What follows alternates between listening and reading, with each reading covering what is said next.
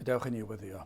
Diolch yn i ti unwaith eto Dduw am y fraint o cael dod ger dy fron ac i ni'n dod nid trwy unrhyw ymdrech, unrhyw weithred ohonom ni'n hunan, ond yn dod trwy heiddiannau dy fab a'n gwaredwr yr arglwydd Iesu Grist. Ac i ni yn diolch i ti am bob un cyfle i ddod i ystyried dy air, i gyhoeddi dy air, i wrando ar dy air, ac yn gofyn i ti o Dduw trwy nerth yr ysbryd glân, y bydde di yn bendithio'r gair i'n heneidio ni, y bydde di'n peri ni, dy geisio di yn fwy ac i dy wasanaethu di yn well. Tywallt ysbryd arnom ni fel unigolion a'n cartrefi ni ac hefyd ar ein gwlad ni'n y dyddiau dyrys yma bydde di yn dod â bendith i ni. Caledwch y wlad i ni'n gofyn i ti drigarhau ac i faddau ac i ymestyn allan dy law a chibol a byddwn ni yn cael gweld pobl yn dod o dywyllwch i oleuni. Te'r gweithio ni'n plith i ni'n gofyn hyn o trwy enw ac heiddiant ein harglwydd Iesu Grist. Amen. Chydig o gyhoeddiadau eto i'ch atgoffa chi o'n gwasanaethau Nghapel yr Rhath ymlaen ar pnawn dydd Sul am hanner awr wedi 3. Hefyd yr Egluro'r Efengyl yma 6:00 ar ddydd Mercher ac hefyd myfyrdodau byr o emynau Cymraeg fel arfer i ni yn ceisio i gosod ar y we ar ddechrau bob wythnos. Negeseuon byr tua 10 munud o hyd. Gadewch ni droi at air Duw yr Efengyl yn ôl Lyc pennod 14 ac yn dechrau'n adnod 25. Lyc 14 adnod 25. A llawer o bobl a gyd gerddodd ag ef ac efe a droes ac a ddywedodd wrthynt, os daw neb ata fi ac ni chasao ei dad, a'i fam, a'i wraig, a'i blant, a'i frodyr, a'i chwiorydd, ie, a'i einioes ei hun hefyd, ni all fe fod yn ddisgybl i mi. A phwy bynnag, ni ddyco ei groes a dyfod ar fy ôl i, ni all fe fod yn ddisgybl i mi. Cynnes pwy ohonoch chwi a'i fryd ar adeiladu tŵr, nid eistedd yn gyntaf a bwrw'r drail, a oes ganddo a'i gorffenno. Rhag wedi iddo osod y sail ac heb allu orffen, ddechrau o bawb a'i gwelsant a'i watwar ef. Gan ddywedyd, y dyn hwn a ddechreuodd adeiladu ac ni allodd ei orffen. Neu pa frenin y myned i ryfel yn erbyn brenin arall, nid eistedd yn gyntaf ac ymgynghori a all efe a 10,000 gyfarfod ar hwn sydd yn dyfod yn ei erbyn ef ac 20,000. Ac os amgen trafyddo efe ymhell o ddiwrtho, efe anfyn gen a dŵri ac a ddeisif amodau heddwch. Felly hefyd, pob un ohonoch chwythau nid ymwrthodo a chymaint, oll ag afeddo, ni all fod yn ddisgybl i mi. Da yw'r halen, either o bydd yr halen yn ddiflas, a pha beth yr helltir ef. Nid yw efe yn gymwys nac i'r tir, nac i'r domen, ond ei fwrw ef allan y maint. Y neb sydd ganddo i glistiau i wrando, gwrandawed. Bydde bendith Duw ar ei air sanctaidd ef. Gadewch ni nawr parhau edrych ar lyfr J.C. Ryle, llyfr Holiness, Sancteiddrwydd. I ni wedi cyrraedd y 5 bennod, y Gost. Y Gost o fod yn Gristion. Ac yma i'n dechrau gyda'r adnod i ni newydd i ddarllen Lyc 14 adnod 28. Cynnes pwy ohonoch chwi a'i fryd ar adeiladu tŵr, nid eistedd yn gyntaf a bwrw'r drail, a oes ganddo a'i gorffenno. Nawr wrth gwrs, yma'r darlun yn un ddigon clir reit ar y cychwyn. Prynu tŷ neu adeiladu estyniad ar dŷ. Mae yn ddoeth ond diwe i ystyried a oes digon o arian gyda ni yn y lle cyntaf i gwblhau'r dasg.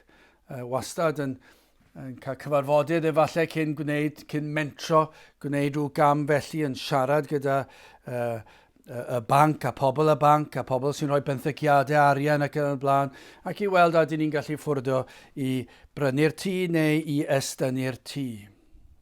Ac mae Ryle yn dweud petai pobl yn gwneud hyn, mi fydde yn arbed llawer o broblemau a thristwch yn y dyfodol. Mae hynny'n amlwg ar lefel materol yn diwe.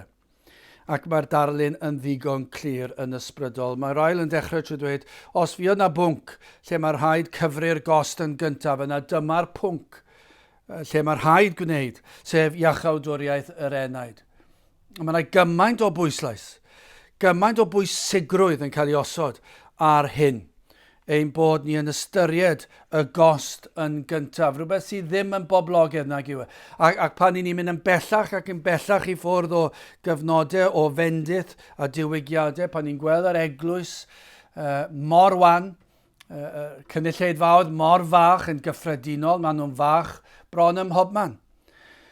Ac felly mae yna bwysau yn does, mae yna bwysau ar gynulleidfaoedd a pwysau ar pregethwyr i gyd yn ffurfio rhywfaint ac i newid ac i ddyfrio'r neges mymryn mwyn denu pobl mewn. Dydyn ni ddim eisiau dychryn pobl i ffwrdd. Llawer un falle ddim yn dweud pethau, falle bod nhw'n ei gredu yn teimlo, na, dyw e ddim yn ddoeth i ddweud hynny, ni'n mynd i golli aelodau, ni'n mynd i golli pobl sydd yn mynd i ddod i'r cwrdd, ni ddim eisiau dychryn nhw i ffwrdd. A mae rhyw fath o bŵer anhygol, mae'n adlewyrchiad o gymdeithas yn diwedd. Mae rhyw fath o bŵer anhygol gan y cynulleidfaoedd. Achos mae yna rhyw fath o dweud wrth y pregethwyr yn dweud peidiwch da chi a pregethu i ni'r holl wirionedd. Neu chi'n gwybod be newn ni? Fe newn ni fynd, newn ni adael chi, ac wedyn le fyddwch chi.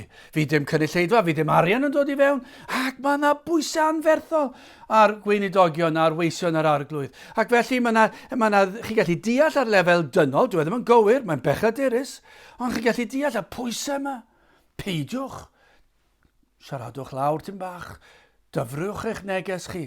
Dydyn ni ddim eisiau dweud dydyn ni ddim eisiau dychryn pobl. Ac felly, ni'n gweld mae pregethu'r Efengyl efallai yn canolbwyntio ar y cadarnhaol, dewch at Grist, fi popeth yn iawn, fe fydd yn rhoi pwrpas bywyd i chi. Wrth gwrs, mae rheina'n wir ac yn gywir, ond dim llawer sydd yn dweud hi fel ag y mai.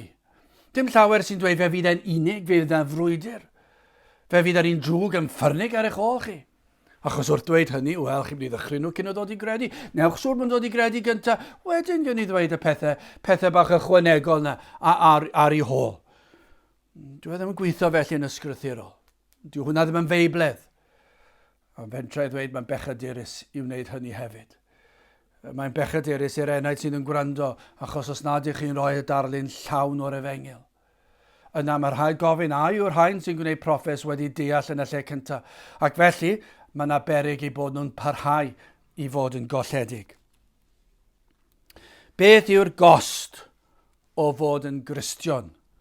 Beth yw'r gost o fod yn un sanctaidd? Dywed Rhael, oherwydd y diffyg yma, mae yna ferddiennau o bobl, yn dechrau yn y ddawol, yn golledig yn y pen draw. Dyna fel mae yn disgrifio i gyfnod ac yn seiliedig ar athrawiaeth feibledd, ac i ni ddim gwahanol nag i ni. Dyma beth oedd yn ofni bod yna ferddiennau anferth o lot o bobl wedi dechrau na ddawol, ond yna yn profi ei bod nhw'n golledig, yn profi nad ydyn nhw'n gorffen y ras, a dyma'r peryg. Yr oedd yn gyffredin bryd hynny, yr oedd rhai yn derbyn y gair gyda llawenydd.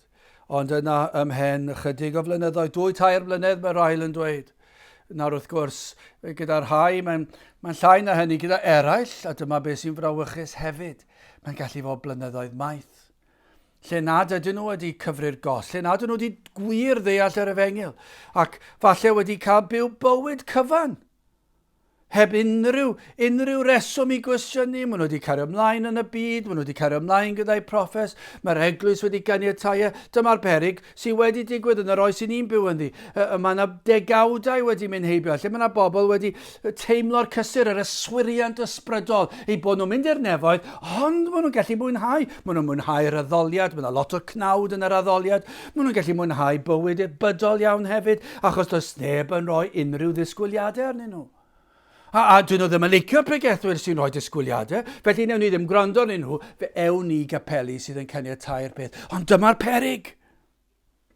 Dydyn nhw ddim wedi cyfri'r gost. Ond dyn nhw wedi deall yn y lle cyntaf. Mae'n frawychus yn diwedd.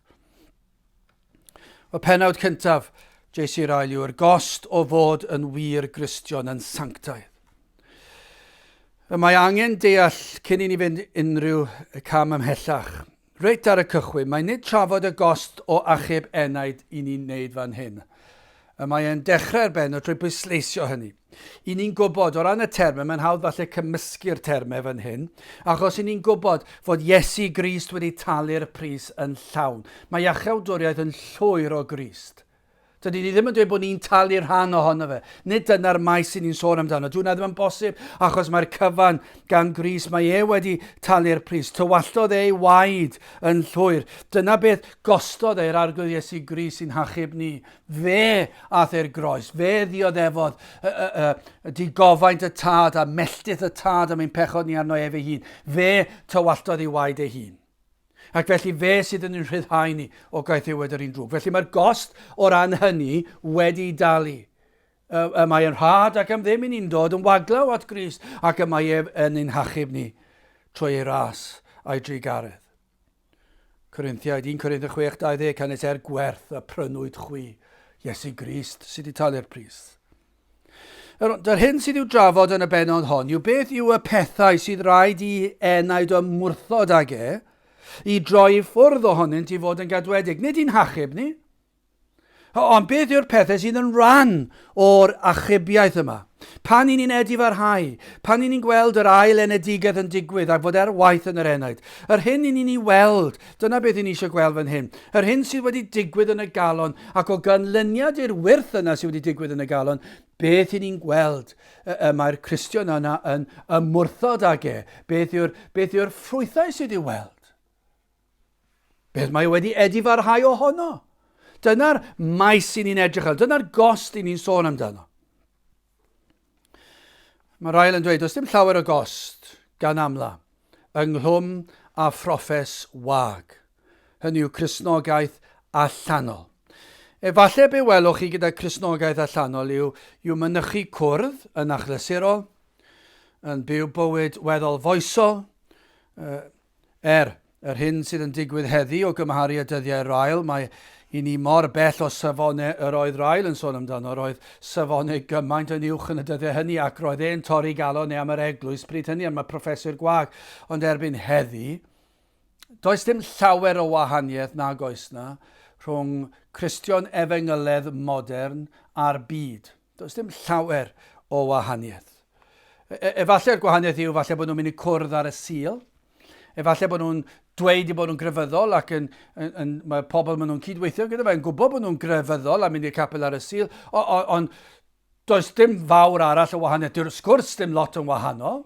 Dydy'r pethau maen nhw'n wrando ac yn gwylio ac yn ymgymryd ag ddim yn wahanol. Does dim mannau lle nad ydyn nhw'n mynychu. Does dim byd felly. Mae dyheuadau nhw'r un peth ar byd. Ac mae, i ddweud y gwir, i chi'n edrych ar y ddau, cymharu'r naill wrth yr llall, a does dim lot o wahaniaeth. Ar wahân i'r falle y broffes.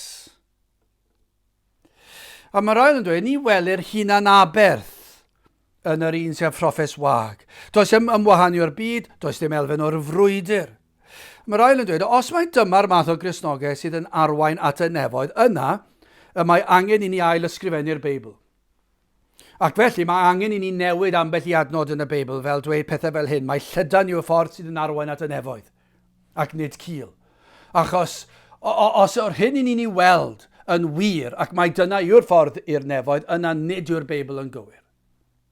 Achos mae'r Beibl yn gwbl glir. I ni'n credu, does dim cwestiwn am y peth, fod y Beibl does nad oes na wall o gwbl o'r dechrau i'r diwedd. Ac felly, pan i ni'n dweud rhywbeth, nid ein barn bersonol ni yw. Achos os dim barn personol ni yw, pa sail sydd i hynny, pa awdurdod sydd iddo fe. Ein bod ni'n dweud bod hwn yn iawn a bod hwnna'n anghywir. Gall unrhyw un ddweud hynny, achos maen nhw'n credu hynny, ond ys dim awdurdod i be maen nhw'n dweud, ond i ni'n gallu dweud, dyma beth sydd yn iawn, achos dyma beth yw gair Duw. Mae gair Duw yn dweud, yn blwmp ac yn blaen, mae cil yw y ffordd. Nid llydan.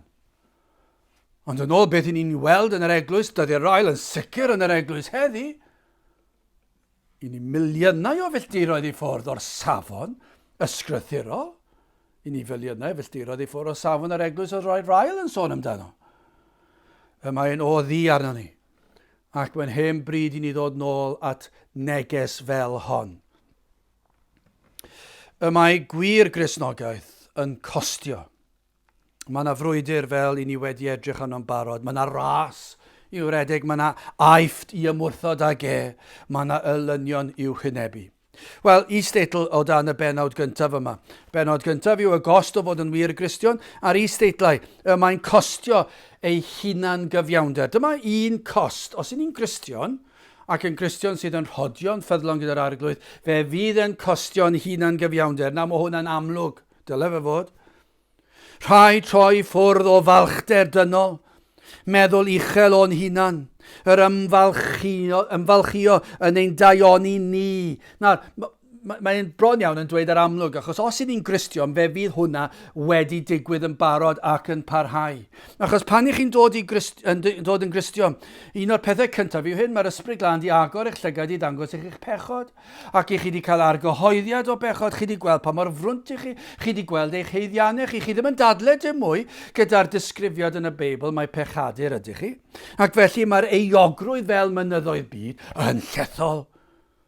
A does dim balchder dych chi, dydych chi ddim eisiau clochtar am eich gweithredoedd da. Chi wedi gweld bod nhw'n megis bratiau bydron?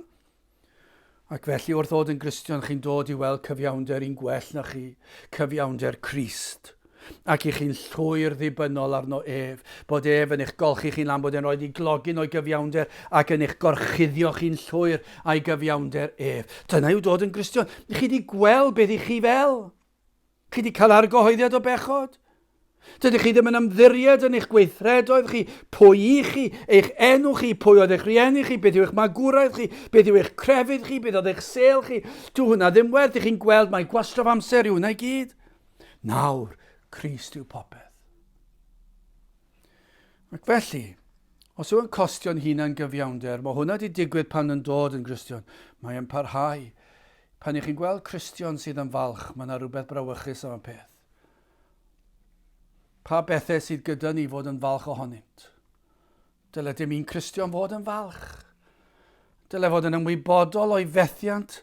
Ac yna pan mae rhywun yn dweud rhywbeth hyll amdano ni bron iawn, i chi gallu troi rownd yn dweud, wel, bethau ti'n gwybod y gwir, fydde ti'n dweud pethau gwaith. I chi goffa cytuno gyda nhw. A pan mae'r un drwg yn dod i'ch atgoffa chi o'ch balchder a'ch pechod, i chi goffa cytuno a dweud, wel, dwi'n gwybod, a dwi ddim wedi gweld darlun llawn, byddwn ni'n gallu ymdopi gyda gweld darlun llawn o pa mor frwnt a pechadurus ydw i. Ond byddwn ni ddim yn dadlau. Dyna fel dyle Cristion fod. Yn gweld pobl eraill yn well na ni. Dyna natur y Cristion pam, oherwydd y wyrth sydd wedi digwydd. Mae'r arglwydd wedi agor i lygad i weld ei bechod a i weld ei angen. Felly mae'n costio, does dim lle i falchder dim mwy. Dim balchder y mywyd y Cristion i fod, dyna'r gost. Mae'n mynd ymlaen costio ei gariad o'i bechod. Dyma cost i chi, does dim lle gan Cristion i garu ei bechod mwyach. Fydden ni gyd yn dweud, dwi'n mynd caru fy mechod. Ond yn ymarferol, faint ohono ni sydd yn caru ein pechod. Rhaid i ni fod yn barod i droi cefn ar bob pechod, pob gweithred sydd yn anghywir yng ngolwg Duw. A gai daflu mewn fan hyn, i ni ofyn i Dduw dangos i mi os yw yr gweithredoedd dwi'n ymwneud â nhw nawr yn bechadurus. Helpa fi weld. Gad i fi weld. Helpa fi stopio esgusodi fy mhechodau trwy darlunio fe mewn rhyw liwiau pert. Neu stopio fi o Dduw i fi ddweud gan fod Cristnogion eraill yn ei wneud, mae'n iawn i fi i wneud. Bod nhw'n pechu. Dyna'r gost. Beth bynnag yw barn y byd. Rhaid i'r Cristion frwydro yn erbyn ei bechod. Hyd yn os yw'r byd neu'r eglwys yn dweud bod e'n iawn. Os ydyn ni'n gwybod nad yw e. Bod ni'n gweld, dyma'r gost. Dwi ddim yn ymwneud â pethau na mwyach. Does dim lle i ni wneud cytundeb preifat ag ambell bechod bersonol. Mae hwnna'n glasur yn diwe. I ni'n gallu troi a berniadu falle ambell i berson oherwydd, mae hwnna'n anghywir, a hwnna'n anghywir, ac yna mae gyda ni rai pechodau. I ni ddim yn ei galw nhw'n pechodau, petawn ni'n onest, ni'n gwybod i bod nhw, ond maen nhw mor anwyl i ni, mor breifat, i ni roi rhyw fath o esgus i'r heini. Dyna'r gost, does dim lle yna. Does dim lle yna. Rhaid i'r Cristion edrych ar bob pechod fel ei elyn pennaf. Fe fydd yn anodd ar adegau, ond rhaid brwydro ymlaen am yr oruchafiaeth. Hyd yn oed pan mae rhai o'n pechodau mor annwyl i ni. Mae'n costio, mae'n mynd i frifo'r adegau. Mae'n symud ymlaen i ddweud is-deitl arall, costio ei gariad o fywyd esmwyth. Dyma i chi'n anodd iawn. Mae'r frwydr, fel i ni wedi gweld mewn pennod blaenorol, mae'r frwydr yn un ddyddiol, bob awr, hynny yw bob eiliad. Mae'r frwydr ym mhob sefyllfa, pob cwmni. Sy'n pwrpas i ni ddweud, dwi wedi brwydro am flynyddoedd ac falle ges i 5 munud o orffwys. Mae fel gwylio gêm, os ych chi'n gwylio gêm rygbi a chi'n gweld tîm yn neud yn anhygol o dda. Maen nhw wedi chwarae un o'r tîmau gorau'r byd, y Cressedion, a maen nhw wedi ymdopi cadw nhw mas am 75 munud fel mae Cymru wedi gwneud sawl gwaith ac yna. Mae 5 munud ola maen nhw wedi blino ac mae'r amddiffyn yn gollwng nôl mymryn bach. Mae un llygedyn bach o leini, un gap bach yn dod i fewn ac maen nhw trwyddo, maen nhw'n sgorio.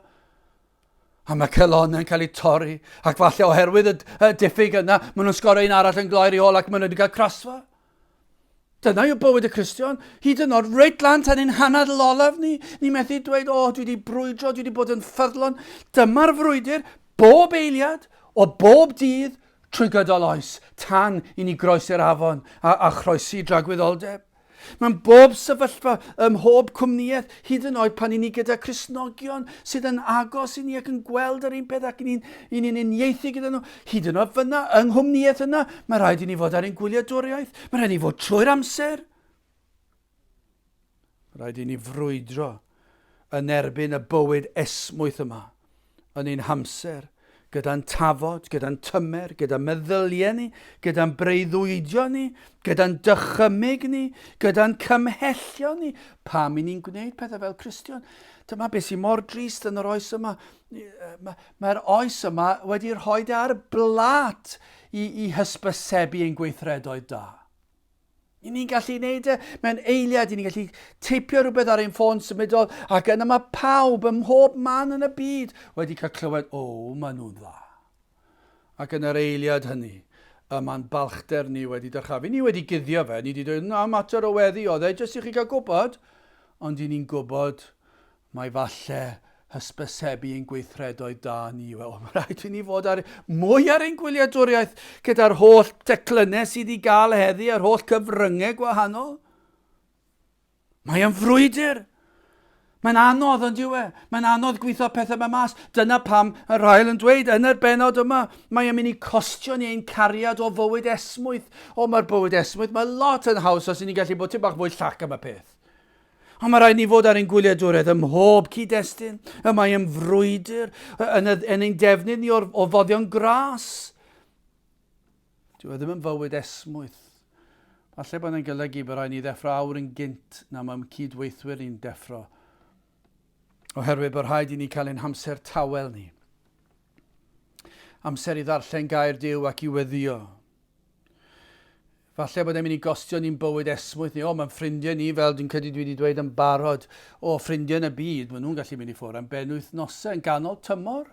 Dim amser gwyliau, maen nhw'n gallu mynd i ffwrdd syth ar ôl gwaith ar ddydd Gwener a dod nôl gynnar bore dydd Llun neu hwyr nos Sul. A maen nhw wedi gallu cael 2-3 diwrnod o orffwys trad lan, mynd i'r trath, treulio'r Sul cyfan ar y trath, a mwynhau a dod nôl, ac yna maen nhw'n barod ar gyfer wythnos arall. Neu myfyrwyr falle, myfyrwyr sydd yn paratoi ar gyfer aroliadau ar ddydd Llun a dydd Mawrth. Ond mae'r Cristion, dwi ddim yn gweithio ar y Sul. Ond mae'r lleill i gyd yn. Maen nhw'n cael mantais o'r ddwrnod ychwanegol o adolygu. Ac felly i ni'n goffo gweithio'n galetach yn ystod yr wythnos. Ond beth i ni'n deall fan hyn, mae'n costio ni'n cariad o fywyd esmwyth. Mae yn anoddach. Mae yn galed. I weithio tipyn bach mwy ar y sadwrn, a peidio gweithio ar y Sul, ond allai ddweud hyn, mae'r arglwydd yn bendithio ac yn anrhydeddu sawl sydd yn ei anrhydeddu fe. Ac fe fydd yn rhoi y nerth i ni i gallu ymdopi ac i gofio os ni'n parchu Duw, os ni'n gweithio'n galed yn ystod yr wythnos ac yn gwneud yr hyn y dylsyn ni, cofiwch mae Duw yn bendithio rheini. Ond mae Satan yn dweud, beth am i ti weithio di Sul yma, achos dim ots. Ond mae'n anodd yn diwe. Mae'n golygu gweithio chydig bach yn fwy anodd. Ambell mae rhaid dwblu'r gwaith fel Cristion. Bydda mae'n defnydd o foddion gras yr oed fan. Mae yn frwydr yn diwedd. Bo chi'n rhoi lawr yn eich dyddiadur, pidiwch a cyffwr nos Fercher cwr gweddi. Fe fyddai yno os yn iach ac yn abl ac yn gallu bob nos Fercher. Cwr pobl ifanc os da nos Wener nes nos Sadwn iwe, os dwi'n Gristion ifanc. Yna fyddai yno yn calanogi y rhai ifanc eraill, yn calanogi'r arweinwyr ac yn fy nghalanogi fy hun i fi cael dysgu ac i dyfu yn y ffydd. Ac yn ar y sul, fy mod i'n dod bore prynhawn a nos, pob un oedfa posib. Fe fyddai'n mynychu, fe fyddai'n gwrando, fe fyddai'n calanogi, fe fyddai'n gweddio. Ond bywyd esmwyth yn rhywbeth gwahanol. Na, wedi blino, os dim eisiau mynd i'r cwr nos sul. Diwrnod o orffwys yw camddealltwriaeth llwyr o'r athrawiaeth honno. Ac maen nhw'n meddwl, pnawn di sul, na, mae eisiau fi oros gatra pnawn di sul. Sym ots yma'n pregethwr sydd wedi gweithio'n galed trwy'r wythnos i baratoi. Na i ddim dod a'i galanogi fe, wrth i fe gyhoeddi Gaerdyw ar frwydr ysbrydol. Na i ddim dod i helpu fe, na i aros gatra, na i gysgu fyddai'n well ar gyfer y nos. Bywyd esmwyth, does dim bywyd esmwyth yn y bywyd Cristnogol. Mae'n frwydr, mae'n anodd, mae'n anodd. Ambell oedd chi wedi blino'n racs, ond mae'n golygu bod chi'n codi a chi'n mynd a chi wedi dod â clod i ddiw trwy fod yna. O, maen nhw'n ymddangos yn galed, ond dyna beth, dyna'r gost. Mae'n costio'n diwedd. Is-teitl arall, mae'n costio ffafr y byd i fod yn Gristion. Rhaid i'r Cristion fod yn fodlon pan yn plesio Duw y bydd dyn yn meddwl drwg ohono yn aml. Rhaid i ni fod yn barod i dderbyn gwawd y byd, dirmig y byd, erledigaeth y byd, atgasedd y byd, atgasedd yr eglwys hefyd. Hyd yn oed, rhaid i ni fod yn barod i bobl ein casau ni.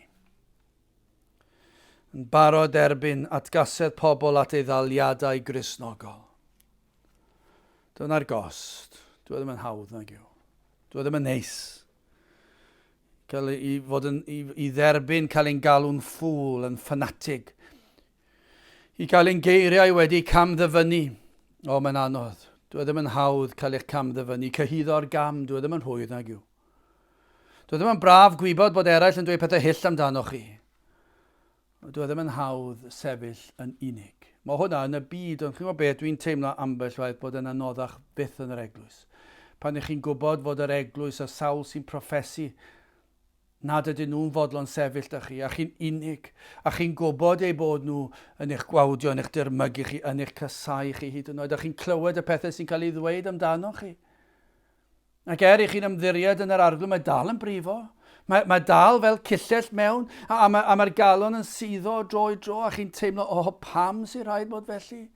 Ond chi'n gwybod pam maen nhw'n dweud, achos maen nhw'n meddwl bod chi'n galed, maen nhw'n gwybod ddeddfol, a bod chi'n pregethu pethau hyll, a mae'r llais chi ry uchel, a mae'r llais chi ry gas, a chi fel athro roi stŵr, dwi wedi cael y cyfan, a falle bod yna le i hynny, a ni'n gweddio os felly, os yna le dyn nhw, a bydd yr arglwydd yn helpu ni i newid y pethau hynny, ond dyna'r peryg ein bod ni yn newid y neges. Dydyn ni ddim eisiau newid y neges, ond dyna'r broblem a dyna'r frwydr a mae'n costio.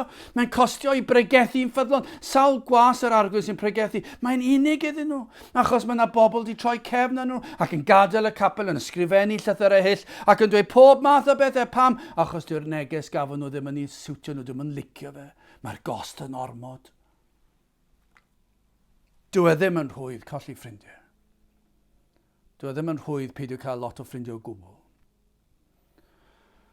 Ond os mai dyna yw'r gost o fod yn ffyddlon, yna mae rhaid i'r Cristion ei dderbyn, ei fynwesu hyd yn oed gofyn am nerth i ymdopi. Mae'r ail yn gorffen y benod yma, yr rhan yma o'r benod.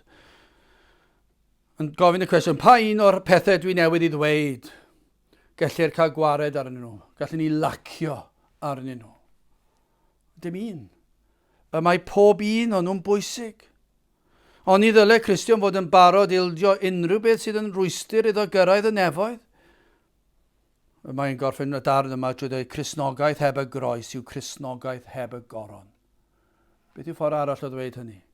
Os mae dyna'ch Cristnogaeth chi, dyw e ddim yn Cristnogaeth. Dyna'r iaith i ni'n sôn amdano. I ni'n sôn am Cristnogaeth sydd yn wyrth. Mae'n sawl achlysur, mae'n dweud, wel, mae rhaid i ni fod am y neddgar ac chi goffod aros, falle degawd cyn bod y ffrwyth yn ymddangos. Fe ddown nhw gydag amser. Dwi ddim yn siŵr os mae dywel. Dwi'n weddol sicr mae nid yna iaith y Beibl. Pa mae rhywun yn dod i gredu, mae yna wyrth na. Wrth gwrs, mae yna fywyd os ymsancteiddio'n digwydd. Wrth gwrs, ni'n gwybod hynny. Dydyn ni ddim yn berffedd, a fyddwn ni ddim. Mae'n daith hyd bywyd. Ond ddwedwn ni hyn, pa mae rhywun yn dod yn Gristion, mae yna wyrth wedi digwydd, ac maen nhw'n dod o dywyllwch i oleuni, ac mae'n amlwg. Mae'n amlwg i'r person, mae'n amlwg i bawb. Mae yna rhywbeth i digwydd fan hyn. Ond ni bron iawn fel betai'n dweud, wel, mae yna broffes nawr, a stym lot o ots. Beth sydd i weld? Nid yna iaith yr ysgrythyr, yn sicr nid yma beth sydd yn y llyfryn yma. Wel, mae yna benawd arall, yr ail benawd. Yr rheswm pam fod cyfrif y Gost mor bwysig i enaid y dyn. Pam i ni'n dweud bod hwn yn bwysig? Mae yna rai yn meddwl gallant anwybyddu nawr. Falle rhai sydd wedi cael ei magu ar aelwydydd Cristnogol wedi clywed yr Efengyl ac yn meddwl gallwn ni anwybyddu'r neges yma nawr. A falle hwyrach mewn bywyd troi ato. A gewn ni gyfri'r Gost nes ymlaen. A falle rheini fydd yr rhai gafodd ei fagu ar aelwyd Cristnogol a'r aelwyd Cristnogol sydd wedi ymwahanu o'r byd ac eglwys sydd yn pregethu'r Efengyl yn ffyddlon ac yn addoli mewn parchedig ofn. A mae yna ddisgwyliadau. Ac yna, beth sydd yn digwydd yw bod y plant sydd yn magu ar aelwyd felly yn gyntaf, falle mwynhau ac yn teimlo'n digon hapus ei byd. Ond yna, wrth iddyn nhw fynd trwy harddegau, maen nhw'n gweld na, ni'n colli mas fan hyn o'r byd. Ac yna, maen nhw'n dyheu am y byd, a'r cyfle cyntaf maen nhw'n cael, maen nhw'n mynd am y byd. Maen nhw'n gweld fedrai ddim cael y byd yn yr eglwys. Nawr, mae hwnna'n wahanol mewn llawer mwyafrif o gapeli yn yr oes sy'n ni'n byw yn heddiw, lle mae'r byd yn yr eglwys. Ac felly dyna'r peryg hyd yn oed fwy brawychus yw mae'r rheini yn aros yn yr eglwys yn gwneud proffes ac yn parhau yn y byd. Ac felly, yr ofn fan hyn yw nad yw'r rheina wedi dod i gredu. Ond fan hyn, mae gyda chi rhai sydd wedi cael ei magu ar aelwydydd lle mae'r gair yn cael ei bregethu'n ffyddlon a maen nhw'n gweld y Gost, dyn nhw ddim eisiau talu'r pris. Dydyn nhw ddim eisiau cyfri'r Gost ac felly maen nhw'n mynd allan at y byd yn llwyr ac yn troi cefn ar yr eglwys a'r Efengyl. Ond be maen nhw'n ffeindio? Beth ar gan fyddan nhw? Mae nid hawdd i'w troi nôl at Dduw ymhellach mlaen mewn bywyd. Bod cyfri'r Gost yn lot anoddach. I ddweud y gwir, fydd eu calonau nhw wedi hen galedu fyddan nhw dal ddim eisiau. Ac hefyd, maen nhw'n anghofio'r ddadl i alw ar yr arglwydd trai fod yn agos. Nid eich lle chi yw penderfynu y bydd yr arglwydd yn agos i chi pan ych chi'n 70, 80, 90, beth bynnag. Pan ych chi'n barod i droi ato ef, chi ddim yn gallu siarad fel yna. Ond mae'r llawer iawn wedi ffeindio, na, mae'r Gost dal yn rhy fawr. A dydyn nhw ddim eisiau troi. Mae'r ail am gyfeirio'n arbennig a drai, y rai y crefyddol hynny, y rhai sy'n cael proffes. Ond nid ydynt wedi gwreiddio yn y ffydd, efallai fel dwedes i'n barod y rhai fagwyd ar aelwydydd Cristnogol, ac a wneithbwyd proffes, efallai i blesio teulu, efallai bod mewn rhyw oedfa, ac yn emosiynol iawn mewn oedfa. Efallai awydd i fod fel eraill. Ac mae'n galw ar hain i gyfri'r Gost. A dyma lle mae'n anodd yn diwedd. Achos os nad ydy'r eglwys wedi gyfri'r Gost, os nad ydy'r Efengyl sy'n cael ei ffregethu yn glir ar y pethau yma, yna beth sydd yn aml yn digwydd, maen nhw'n gwneud proffes, maen nhw'n teimlo'n gret, maen nhw'n teimlo'n well, maen nhw'n teimlo'n hapus, mae'n rhyw fath o yswiriant ysbrydol gyda nhw. Dwi wedi gwneud fy mhroffes nawr, a maen nhw'n cario ymlaen fel mam a dad, maen nhw'n cario ymlaen fel y gweinidog, a fel cyd-aelodau, ac maen nhw'n gallu mwynhau popeth yma'r byd yn ei gynnig. A does dim cost, nag oes. Does dim gwrthryfela i gael. Dyn nhw ddim yn gwrthryfela. Dyw'r rheina, sy'n rheswm iddyn nhw wrthryfela. Mae'r ail yn cyfeirio at lawer adeg cythiwed aifft yn yr aifft. Wrth iddynt adael, yr oedden nhw'n llawn brwdfrydedd gyda phawb arall bod nhw'n cael gadael yr aifft. Ond yna bod nhw'n profi fod yn ffals wrth iddynt ildio pan nath pethau'n anodd. Nhw'n fodlon gadael yr aifft o gaethiwed. Yn falch cael bod gyda pawb o fewn tor fawr. Ond yna pan dath problemau. Yna. Troi cefn ac ildio. Yr oedd llawer adeg Iesu Grist wedi dechrau gydag ond yno ildio a thro. Ioan 6 adnod 66. O hynny allan llawer oedd ddisgyblion ef a eithant yn ei hôl, ac ni rodiasant mwyach gydag ef. Doedden nhw ddim wedi deall yr Efengyl, doedden nhw ddim wedi cyfri'r gost. O'n nhw wedi gweld fod yr athrawieithau'n anodd i'w cyhoeddi. Yn mhen amser, fe ddeithon nhw sylweddoli beth oedd yr athrawieithau oedd yr Iesu yn ei bregethu.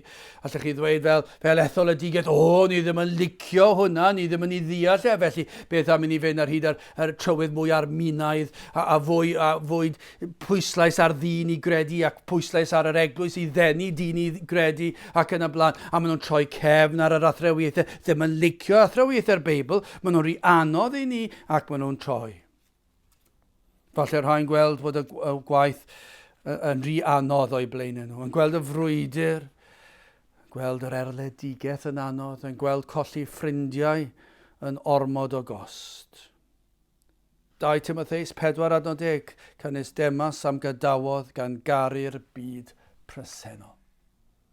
Pan yn dod i weld beth yw sefyll, a mae'r rhai'n cymryd spel i ddod i weld hynny, ond yna pan yn gweld faint mae'n costio i sefyll, bod nhw'n mynd yn ôl, gan ei bod nhw'n caru'r byd presennol.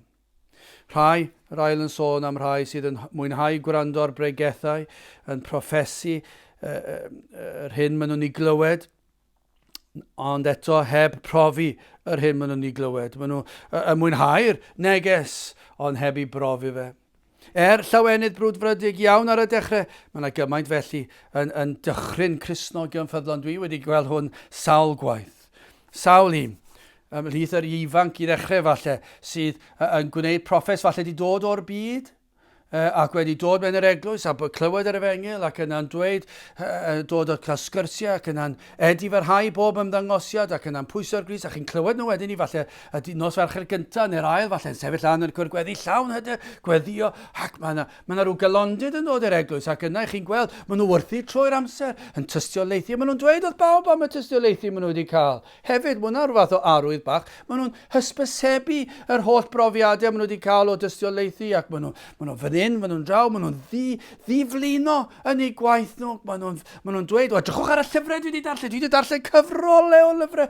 Ac maen nhw'n ymddangos fel bod hwn yn wych ac mae'n galondyd i ddechrau. Ond falle ar ôl cyfnod, chi'n gweld rhai Cristnogion sydd wedi bod yn brwydro am blynyddoedd ac yn llawn gras ac yn ffyddlon. Falle bod nhw wedi dechrau teimlo, dwi heb ddechrau to i gymharu â hwn neu hon. Ac maen nhw'n gadael rhyw fath o deimlad dwi wedi methu. Ond yna, ymhen amser, mae'r sglein yn diflannu. Ac maen nhw'n profi mae i'r had syrthio ar dir sych oedd yn eu hachos nhw. Mae hwnna wedi digwydd sawl gwaith. Dwi'n nabod llawer gormod sydd wedi peri, a falle mae hwn yn arwydd. Pan ych chi'n gweld rhywun sydd wir wedi dod, dydyn nhw ddim yn neud i Cristnogion o flynyddoedd sy'n llawn gras a phrofiad i deimlo fel bod nhw'n mynd i dechrau. Maen nhw'n wastad yn wir galondyd. Ond pan mae pobl yn neud i chi deimlo bod chi heb ddechrau ac yn teimlo'n fethiad, mae yna rhywbeth fyna does. Dyle Cristion byth neud i rhywun deimlo felly, mae yna rhywbeth hyfryd am y Cristion, ond mae yna rhywbeth, mae'n anodd i ddyrnod bob tro, mae yna rhywbeth ddim cweit yn canu'n iawn. Matthew 13:21, ond nid oes ganddo wreiddyn ynddo ei hun, eithir dros amser y mae a phandelog o'r thrymder, neu erlyd o ble gyda gair yn y fan efe a rwystrir. Mae'r sel yn diflannu'n raddol.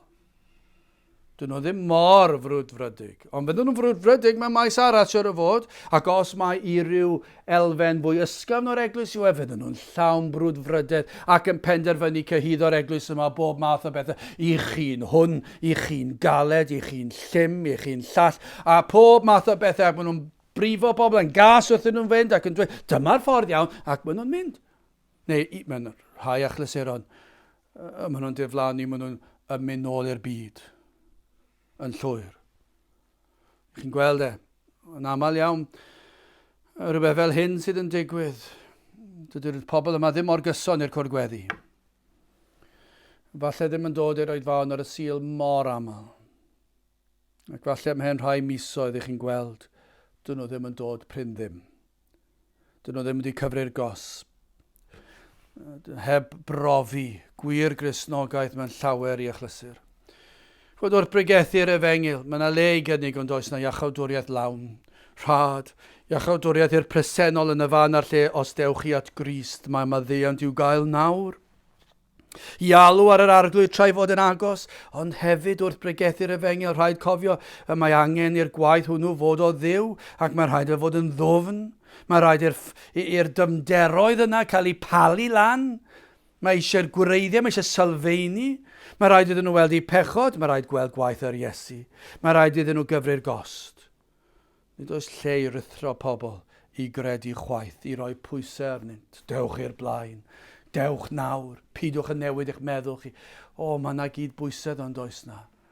Mae angen dernadaeth ysbrydol i arwain enaid at Grist. Lyc 14, adnod 24 hyd 27. Adnod 25 ymlaen. A llawer o bobl a gyd gerddodd ac efe a droes ac yddywedodd wrthynt, os daw neb ata fi ac ni chasao ei dad, ei fam, ei wraig, ei blant, ei frodyr, ei chwiorydd, ie, a'i einioes ei hun hefyd, ni all efe fod yn ddisgybl i mi. A phwy bynnag ni ddyco ei groes a dyfod ar fy ôl i, ni all efe fod yn ddisgybl i mi. Dyma oedd thema mawrion yr eglwys dros y cynrifoedd, wrth gyhoeddi iachawdwriaeth ac wrth bledio a phobl i gredu, yr oedden nhw'n cofio rhybuddio am y frwydr am y gost. Dyna oedd wastad y cydbwysedd, dyna sydd wedi bod yn yr eglwys ffyddlon, a mae hwnna wedi hen fynd. Wel, y benawd olaf o'r benawd yma yn y llyfr, y drydydd penawd cymorth i gyfrif y gost. Beth yw'r help sydd angen? Ac mae'n dweud, dyma i chi gyngor. I chi osod lawr falle ar ddarn o bapur, yr hyn oll bydd angen troi cefn arno. Ac i ofyn i'r arglwydd am help i fod yn onest ger bron yr arglwydd ei hun. Ein bod ni'n gosod lawr dyma beth sydd angen i fi wneud. Ac falle bydd yr rhain dweud, wel, os ych chi'n gywir, mae'n golygu bod rhaid fi wneud hyn a'r llall. Ac i chi roed y gyd lawr, falle ar ddarn o bapur, i chi restru'r pethau y dylsech chi fod yn ei wneud a'r pethau na ddylsech chi fod yn ei wneud. Nid i ennill iachawdwriaeth. Cyfan, mae Crist wedi talu'r pris.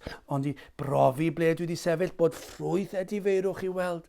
Bod mod i'n fodlon gosod Crist yn ben a fod wneud unrhyw beth ar ei fwyne a bod fi'n edrych i weld. Ac yna, wrth wneud hynny, i mi roed yr rhestr yna, ochr yn ochr a'r canlynol, ac i mi weld a oes na gystadleuaeth o gwbl. Wel, yr is-deitle olaf yma sydd ganddo, cymharwch yr elw a'r golled. Marc 8:36, canis pale sad i ddyn, os ennill yr holl fyd a cholli ei enaid ei hun. Edrychwch beth sydd ganddo chi elwa honno, beth sydd ganddo chi golli. Os ych chi am ennill y byd, os ennill yr holl fyd, pa werth sydd yn hynny? Ac yna colli'ch enaid. Neu ydy e'n werth colli pethau'r byd, ac yna i'ch enaid fod yn saff i tragwyddoldeb. Does dim cymhariaeth nag oes. Pam bod e mor anodd i ni? I ni'n gweld beth sydd ganddo ni, i ni'n gweld beth yw'r elw sydd ganddo ni, mae'r elw yn rhagwyddoldeb. Beth yw'r elw'r byd? Does dim elw i gael pethau'r byd ac yna colli'r enaid. Mae'n mynd ymlaen, is-deitl arall, cymharwch y gwawd a'r clod. Matthew 5:11 ymlaen. Gwyn eich byd pan eich gwara dwyddant ac eich erludiant ac y dywedant bob drygair yn eich erbyn, fy mwyn i a hwy yn gelwyddog. Byddwch lawen ac hyfryd, canis mawr yw eich gwobr yn y nefoedd, o blegyd felly yr erludiasant hwyr proffwydio fi o'ch blaen chwi. Pan mae pobl yn troi arno ni ac yn ein herlyd ni, beth mae'n dweud byddwch lawen. Pam? Chos dwi ddim yn hawdd, ond byddwch lawen gan weld diwedd y daith.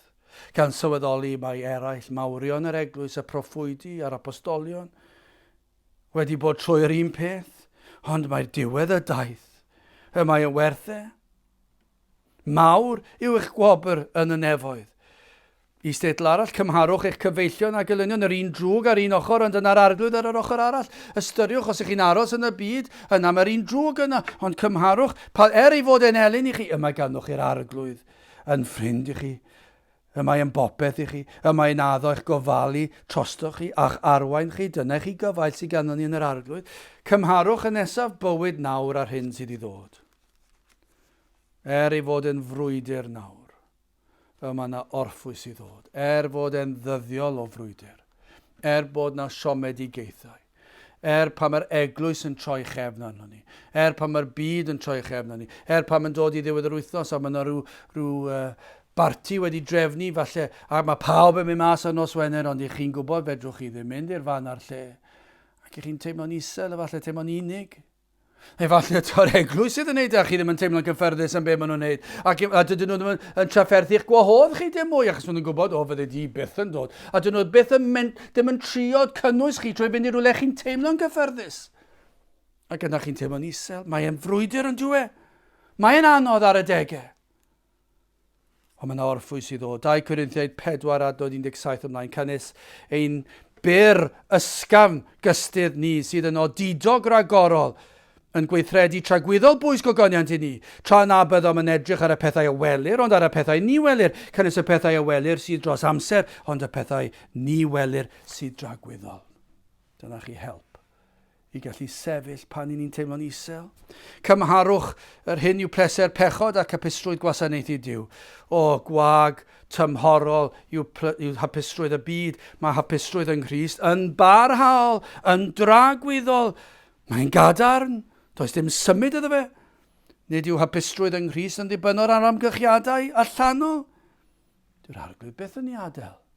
Dyna wahaniaeth.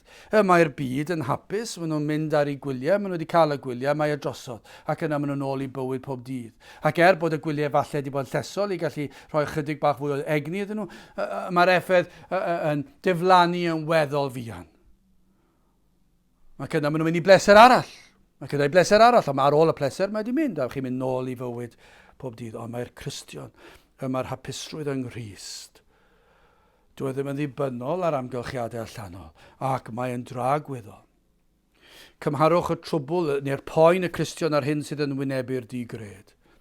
Rael yn dweud, mae un diwrnod yn uffern llawer gwaith na bywyd o erledigaeth a brwydro y Cristion. Un diwrnod, chi'n meddwl am oes, os rwy'n yn cael byw 100 mlynedd ac 100 mlynedd o erledigaeth ffyrnig ac unigrwydd a chasineb a cam ddyfynu a pob math o bethau, ond fe fydd yn werth o gymharu a mae un diwrnod yng ngholledigaeth, yn erchill. Ond mae tragwyddoldeb o'i blaen nhw. Mae'r hyn mae'r digred yn ei gael a'r proffeswyr gwag o gymharu â'r Cristion, fod y Cristion efallai yn colli holl ffrindiau ac yn unig trwy gydol bywyd. Ond mae ganddo fe dragwyddoldeb yn y nefoedd o'i flaen. Does neb sydd wir wedi dod i gredu a chyfru'r gost yn blino o'r ffordd gul ac yn troi nôl at y ffordd lydan ar ddiwedd oes. Dwi ddim yn digwydd os ych chi wir wedi dod i gredu. Mae'n gorffen y benod yma trwy gyfeirio at rai o'r ysgrythyr. Mae'n cyfeirio at Noa. Sut bu Noa orchfygu?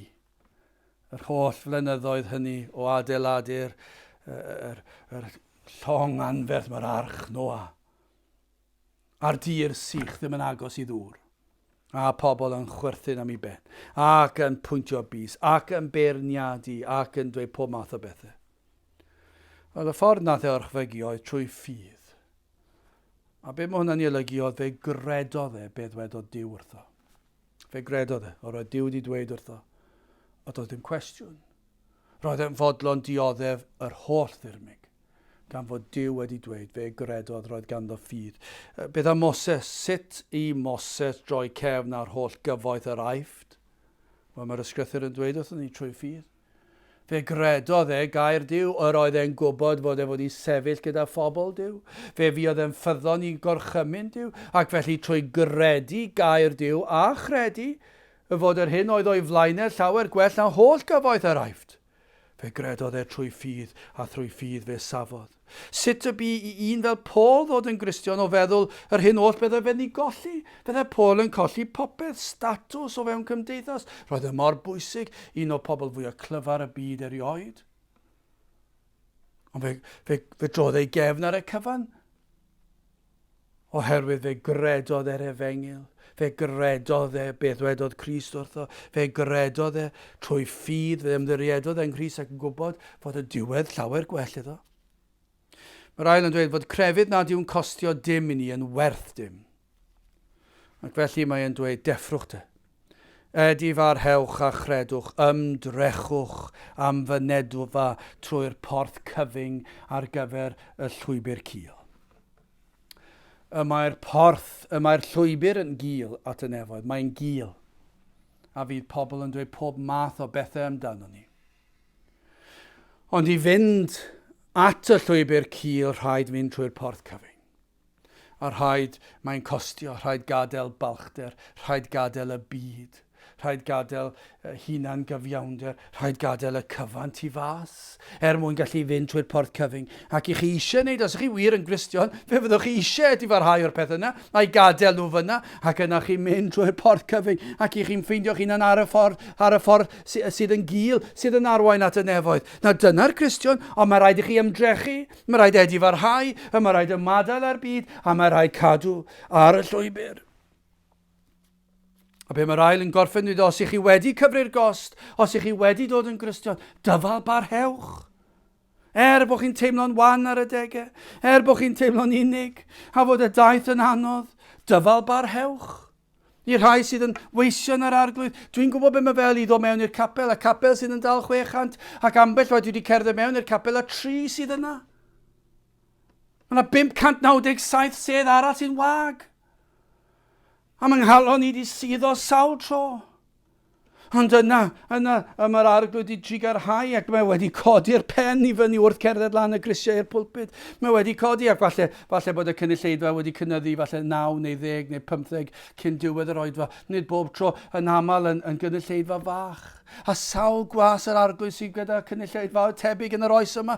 Ac mae'n unig ac mae'n anodd. Ond be mae'r ail yn dweud, dyfal barhewch. Chi fyfyrwyr, chi blant sy'n mewn ysgolion, a chi falle'r unig Gristion. Ac mae'n anodd. Falle bod rhai ni hwyl am eich pen chi bod chi'n credu'r peth yma. Ddim yn dod i bartion, ddim yn neud hyn, ddim yn nyfed, ddim yn neud y llall, ddim yn anfoesol. Ac maen nhw'n neud hwyl am eich pen chi. A maen nhw'n siarad i ôl eich cefn chi. Ac mae'n brifo.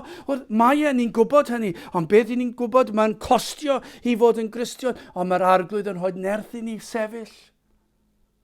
A galwch arno o helpa fi ddyfal barhau, i fi beidio gadael i'm hen i ostwng, ac i'n nghalon i suddo, ond helpa fi dyrchafu fy llygaid tuag at y mynyddoedd o'r lle daw fy nghymorth.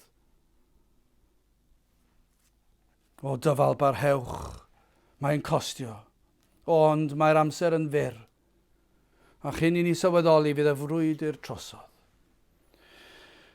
Mae'r ail yn dweud, fe fyddwn ni'n rhyfeddu yn rhagwyddoldeb, sut y buom wneud cymaint o'r groes a'r gost, ac y gwneithom cyn lleied o'r goron oedd i ddod. Fe fyddwn ni'n cael sioc. Fe fyddwn ni'n rhyfeddu. Pam nes i gymaint o sylw o pa mor fawr yw'r gost a pa mor unig yw'r daith. Ond i ddylen ni fod i'n gwneud mwy o sylw o'r goron sydd yn fy ngwynebu fi, a'r croeso fydd yn y nefoedd, a thragwyddoldeb yng nghwmni'r arglwydd. O petaw ni wedi gwneud mwy o'r goron, byddai'r gost ddim yn edrych yn llawer. Ac yn pwyso ar yr arglwydd i nerthu ni, ac i fyw ein bywydau i beth, i ba bwrpas, i ogoneddu Duw a'i fwynhau am byth. Fod y gost yn ddrud i fod yn wir Gristion, be mae'r ail yn dweud y mae'n talu. Mae'n talu ar ei ganfed a fwy. Mae'r tragwyddoldeb, mae'r nerth i ni'n cael a phresenoldeb yr arglwydd yn yr unigrwydd, yn fendith ac yn fraint o'r mwyaf. Ond yna wrth i ni groesi dragwyddoldeb, fe fydd y cyfan yn werth e. Mae gan y Cristion dragwyddoldeb yng nghwmni ei waredwr, ac fe fydd pob deigryn yn cael ei sychu. Fe fydd pob ryw yn diflannu, fydd y frwydr drosodd. Na fyddwn ni'n cyfri'r gost. Cynnes pwy ohonoch chi a'i fryd ar adeiladu tŵr, nid eistedd yn gyntaf a bwrw'r drail, a oes ganddo a'i gorffenol. Gadewch i ni weddio. O Dduw, i ni yn diolch i ti am dy air, am dy rybuddion, ond am dy gysur hefyd, am yr Efengyl sanctaidd i ni yn diolch i ti. Ac yn gweddio, Dduw, helpa ni fod yr hyn dylsen ni fod. Gwna ni yn rai sydd yn ffyddlon i ti, yn sefyll Beth bynnag gwrthwynebiad y byddwn ni'n sefyll ac y byddwn ni'n helpu ni sefyll holl y ddyddiau ein bywyd tan i ni groesi'r afon, i groesi o fywyd amser, fyd amser hyd tragwyddoldeb ac yn cawn dy weld wyneb yn wyneb. Bendithia ni trigarhaw wrthym ni i ni'n gofyn hyn o trwy enw ac heiddiant ein harglwydd Iesu Grist. Amen.